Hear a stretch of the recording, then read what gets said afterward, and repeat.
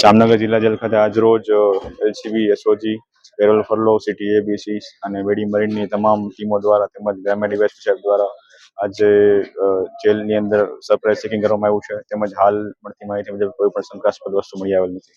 કુલ 7 થી 8 જેટલી ટીમો હતી અને કુલ 100 થી વધારે પોલીસના માણસો અને 10 થી વધારે અધિકારીઓ, પીઆઈ, પીએસઆઈ, ડીવાયએસપી કક્ષાના હતા. અને જે જેલ બાબતની અરજીઓ અને ફરિયાદો જે મળતી હોય છે એ બાબતની ચકાસણી કરી અને અન્ય જેલોમાં જે પ્રકારની ગેરરીતિ સામે આવતી હોય છે એવી કોઈ આપણા જામનગર જિલ્લામાં કોઈ ગેરરીતિ છે કે નહીં તે બાબતની ચકાસણી કરવામાં આવેલ છે અને હાલ કોઈ શંકાસ્પદ વસ્તુ મળી આવેલ નથી.